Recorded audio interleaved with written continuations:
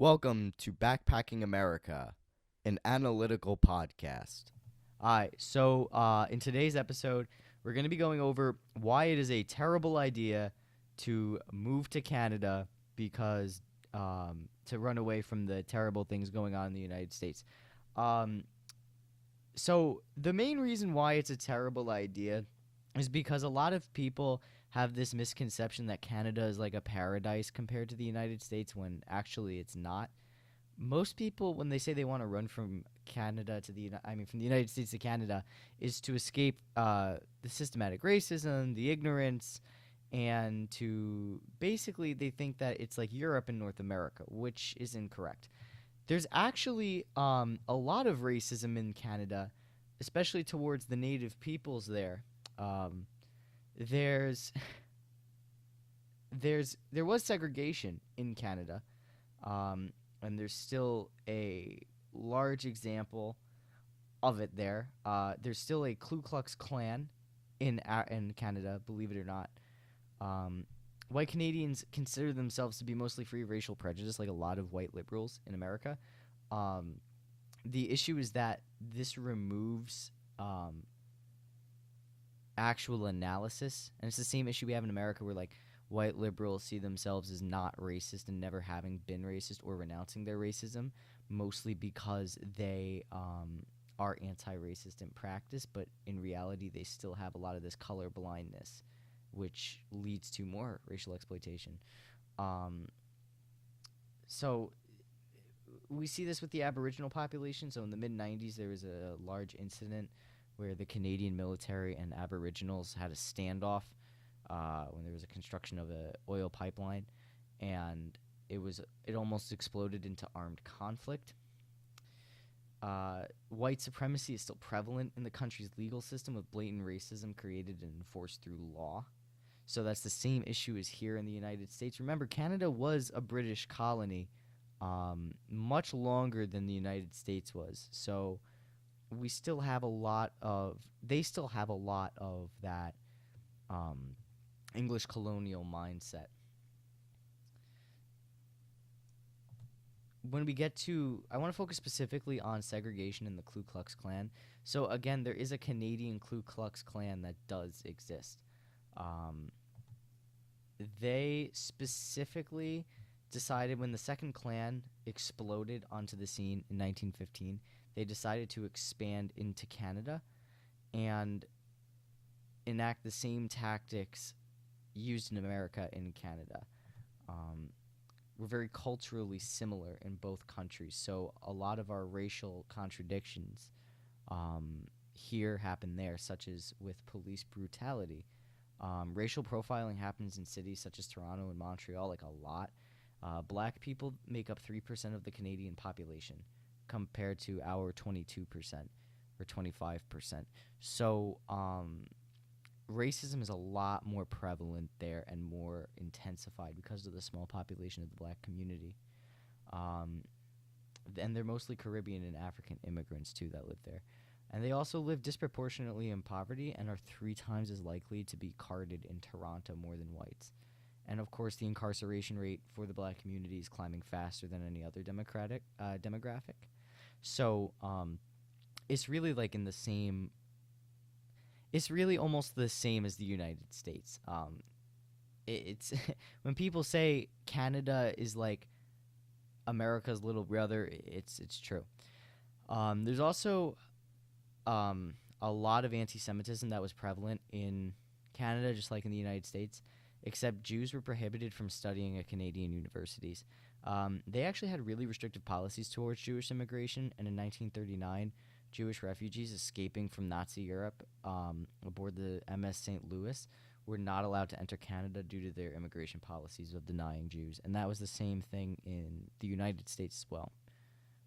And, the government policies have changed, but racism against Jews remains incredibly problematic, especially because they're only 1.1% of Canada's population. There was also, of course, racism against the Chinese. So, much like America, the Chinese were used to build railroads on the West Coast, and there was a lot of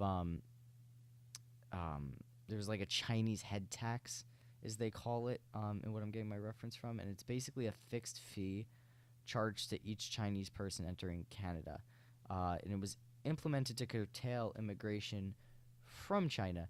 So in 1907, there was the anti-Oriental riots in Vancouver, which targeted Chinese and Japanese-owned businesses, and the Asiatic Exclusion League was formed to drive Asians out of the province. So we have that, and then in 1923, the government passed the Chinese Immigration Act, which is the Exclusion Act, and prohibited most Chinese immigration, just like in the United States, except ours was in the 1800s when that happened. And it was only repealed in 1947 because we're now going to get into the Canadian-Japanese internment camps. You got that right. The Canadians had the internment camps, or as I should say, concentration camps, just like America. And they did the same thing. So in 1942, Canadians of Japanese heritage, even those born in Canada, were moved to internment camps under the authority of the War Measures Act. And all those businesses were seized, and most of them were put in barbed wire prisoner of war camp in Angler, Ontario, and farms as well as in Alberta and Manitoba. When the government promised to return the land and property seized during that period, Japanese Canadians left their homes, and it turned out to be untrue, as the seized possessions were resold and never returned to Japanese Canadians. And they were also forced to pay for their own internment because they were not protected by the Geneva Convention. So they got everything taken from them, and they had to pay for their own internment. So, yeah, Canada is just as bad. And there was also xenophobia massively reported against Chinese Canadians. 50% of them have experienced verbal abuse. 29% experienced physical attacks, and a survey of 1,600 adults revealed 1 in 4 Canadians of Asian descent who lived in British Columbia knew someone within their household who had faced discrimination. So Canada's pretty fucking racist. And they're still a capitalist country, and while they may have universal health care, it's only good if you're white. So, and a lot of the people that say they want to move to Canada are white. And the reason why I bring that up is because Canada is, just like America, is a colonial country that was built for Anglo-Saxons. And they can benefit greater in Canada than a person of color. Canada is not as diverse as America. So you really only hear like, oh, Canada, the white people want to go to Canada because they don't want to struggle to build socialism at home. They don't want to fight for, even like if they're not communists and they just want health care, they're not willing to fight even for health care at home. They're like, oh, we'll just go to Canada, even if it's a joke. The whole reason why it's irritating is because Canada is just as bad as the United States when it comes to racism, which is ideally like why people want to leave in the first place. And the attraction to Canada is universal health care. But it's like, so you want racism with universal health care? Like, that's so stupid. Another thing is that, like, it's your home, like, you're really going to run to another country that has the same issues as the one you're currently in. It makes more sense to actually try and fight to change the place that you're familiar with instead of going to a new country, because you got to think too, you got to learn French, you got to get adapted to a new climate, you got to learn the new politics of the country, you got to learn you're also leaving your family behind.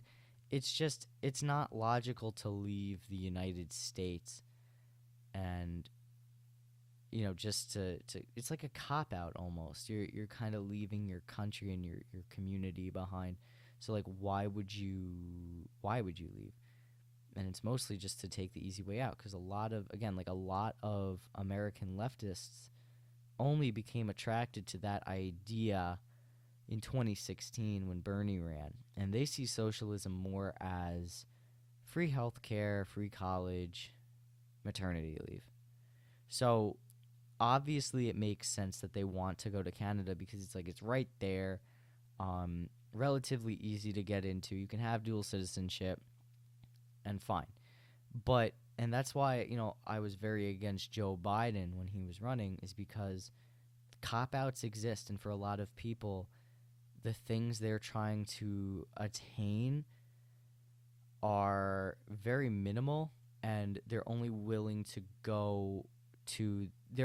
stand in solidarity with people of color, or with working class rights, only because the main goal of free college and free health care is going to be included.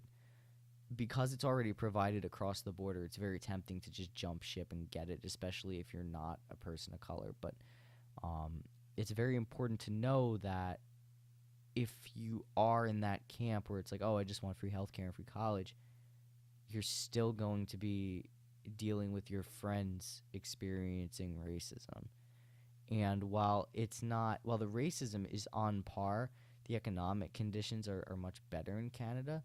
But I wouldn't say that I wouldn't say that it would be much better. You know what I mean? Like, their purchasing power is a little better, but what's the point if you're gonna be dealing with an oppressive government? Because they still were on our side during the Cold War. They still devised plans to silence political dissidents. They still cracked down on native people. It's still stolen land. So, you might as well just stick with what you're familiar with and, fight to make your home better.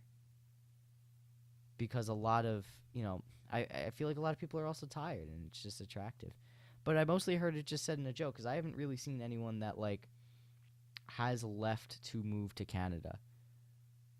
I see mostly people leaving to move to Europe and different European countries, which are still very racist, especially in Western Europe, because in Germany, for example, after the war, West Germany still implemented Nazi laws against homosexuality, where they would take homosexuals and lesbians and throw them in prison instead of exterminating them.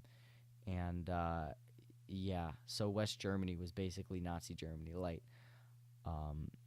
But yeah, I mean, all right, Emily. So what do you think about all of this? Has this changed your perspective on Canada? Has this what do you think about the United States being the same racial, with the racial issues as Canada?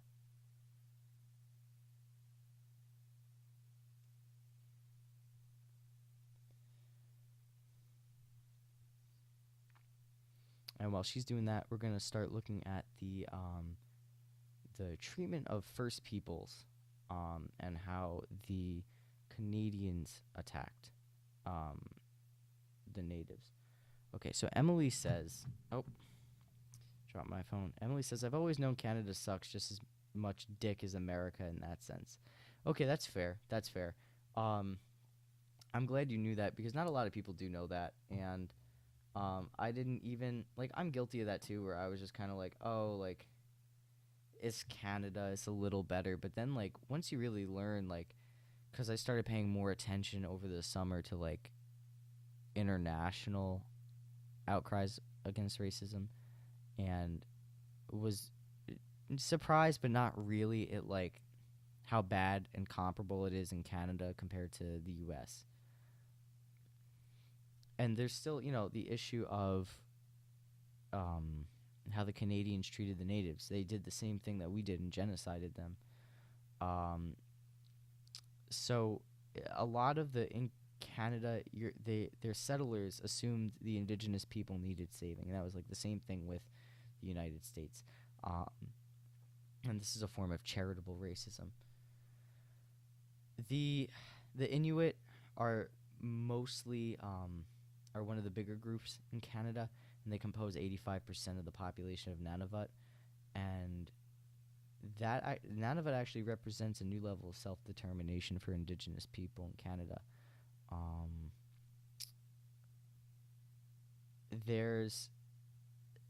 I feel like the native question there is given a lot more attention, because it was such more.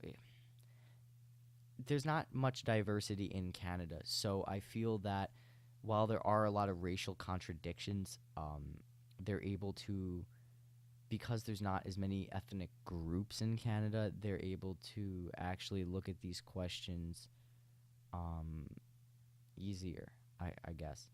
I don't know if I'm saying that in the right way, but it's like they're able to put more attention and resources towards it. And it's very, very interesting to see that self-determination is a real thing there. Um, Emily says, you want to believe there can be no flaws in a society that tries to indulge in socialism, if you will, but once you notice them, you will be able to work on the inside of your own community. Huh? You want to believe there can be no flaws in a society that tries to indulge in socialism, but once you notice them, you will be able to work on the inside of your own community. What do you mean by that?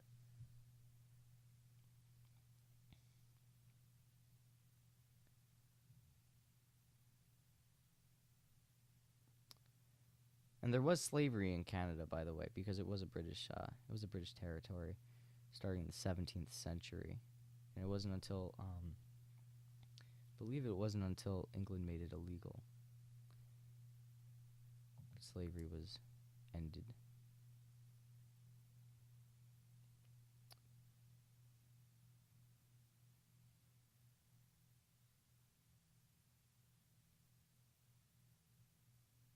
In fact, one of the big things about Canada is cansplaining, and um, this is when an article, column, or report in media publication, both domestic and international, offers a definitive explanation about Canada, and it's often written by a Canadian. The tone overflows with confidence about the country. It tends to provide a grand, unified theory of Canada, representing a desire to control the country's reputation in order to convince about politics and public policy, using Canada as a metaphor, case study, and controlled experiment. This is true, um, and I feel it's really to hide all the dastardly stuff that Canada has done in the past, so it's not really criticized as much. There was actually an issue in August of 2008. The Chancellor of McGill University and the International Olympic Committee representative Richard Pound told the press, "We must not forget that 400 years ago, Canada was a land of savages with scarcely 10,000 inhabitants of European origin, while in China we're talking about a 5,000-year-old civilization." So it was not only is that really disappointing that a what was he again? He was the chancellor of a prestigious university, but he he said that the native people not only were uncivilized, but were not as old as China when native people have lived here since the Bering Strait. So like I really don't that is a Western chauvinistic viewpoint that a lot of Americans hold, where it's like, oh well, the Chinese were an advanced civilization, but like the natives, bro, they just lived in mud huts or whatever. Like that's exactly what that's exactly the attitude we have in America. So Emily says,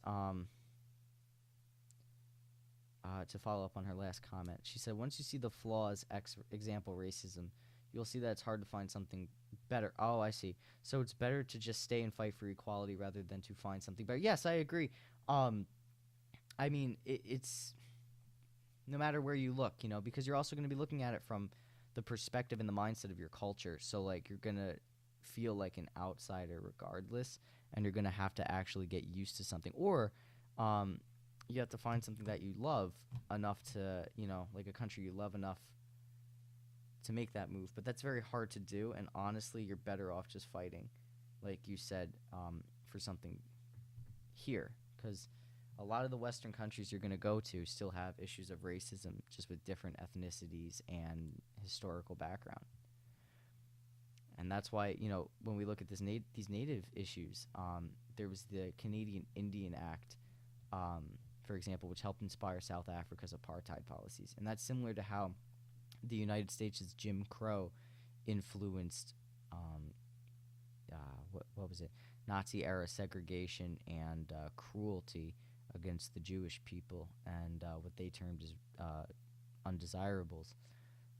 In fact, in 2006, Amnesty International researched racism specific to Indigenous women in Canada, and they reported on the lack of basic human rights, discrimination, violence, and they even said that First Nations women between 25 and 44 with status under the Indian Act are 5 times more likely than other women of the same age to die as a result of violence.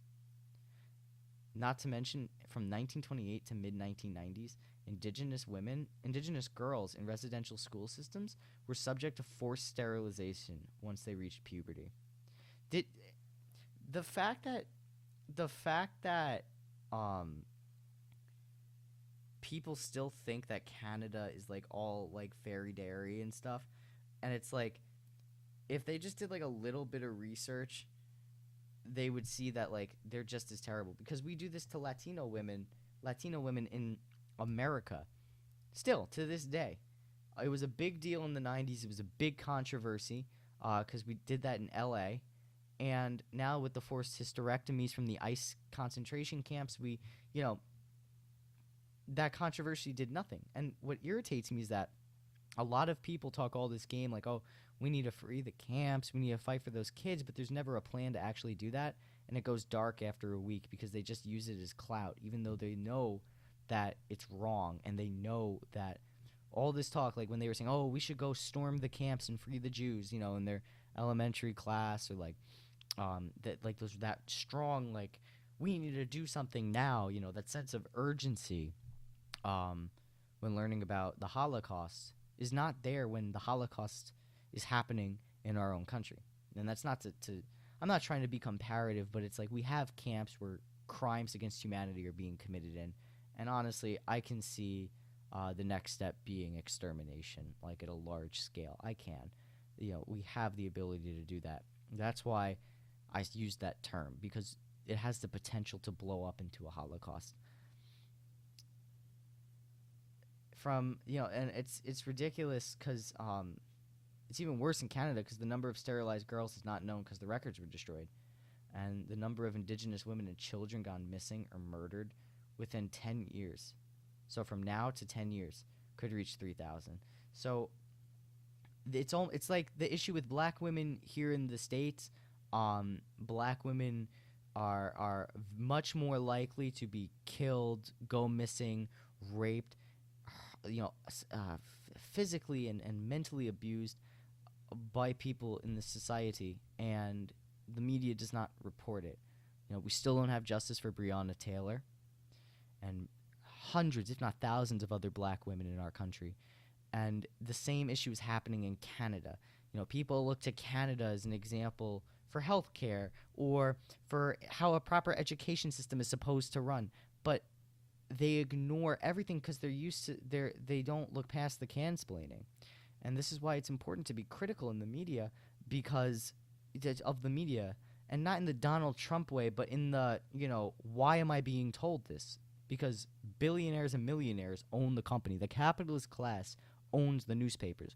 Why are they telling me this? Why do they want me to know this about this country, about this action? It's very important to read something and be like, okay, I wonder what they want me to know. It goes back to that podcast I did about like why you should ditch Joe Biden.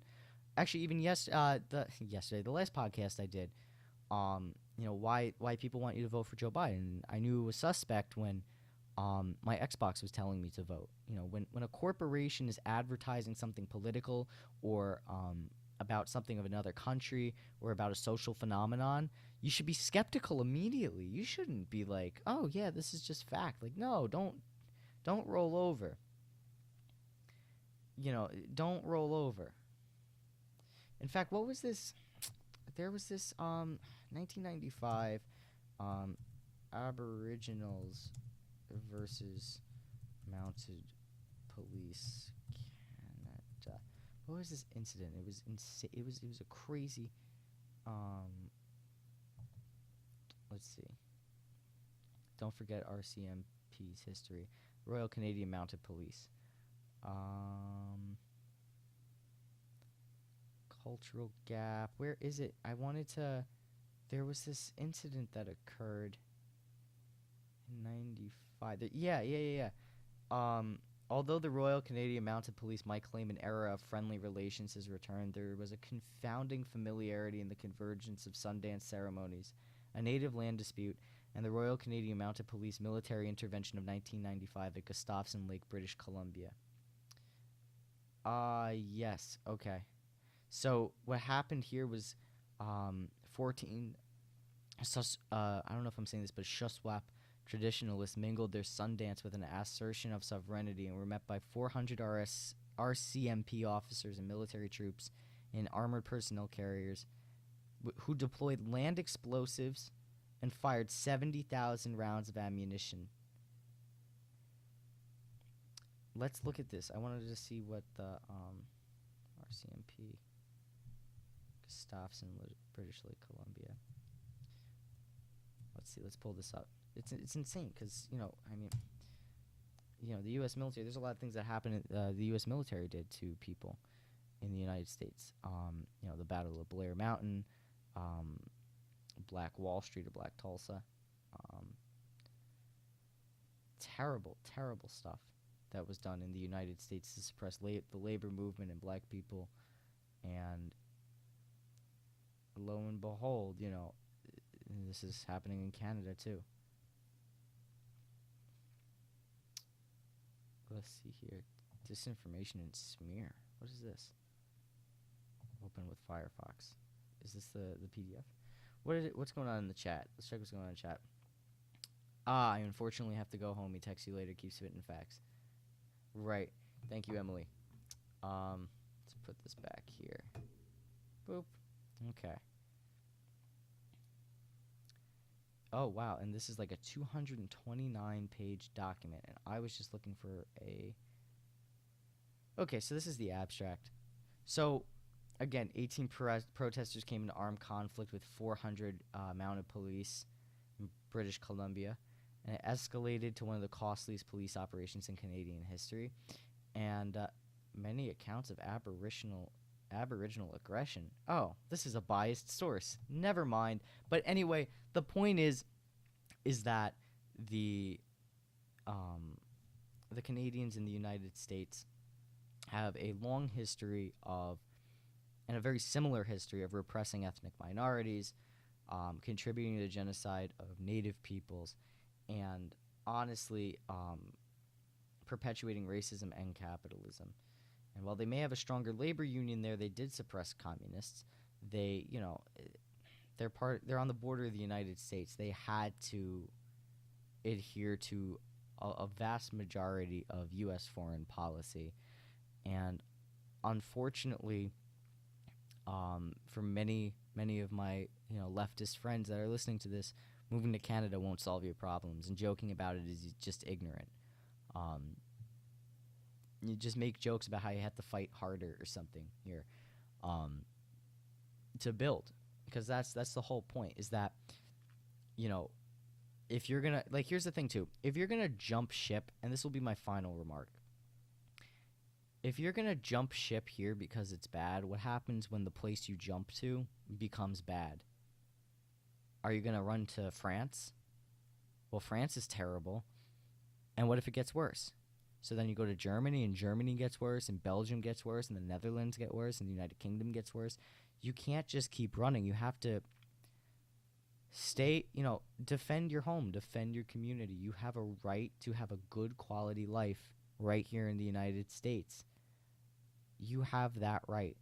And so do all of the ethnic minorities and ethnicities and religious groups. They all have a right. Workers have a right to live a quality of life in the United States. So just stay here, try to change your home, try to change your community, and don't run away. Don't even entertain the idea, because running to Canada will not solve any of your problems. And once you leave a country for that reason, it's just terrible here, what are you going to do when it gets terrible in your home, in that new country you have? at some point you're going to have to stay and fight. You're going to have to fight the bad guys, and you're going to have to do the right thing. So you might as well do the right thing in your own country. Thank you for listening to Backpacking America. If you want more content and alerts as to when the next episode will come out, make sure to follow the Instagram at Backpacking America and the Twitter, BPA Podcasting. Keep it locked.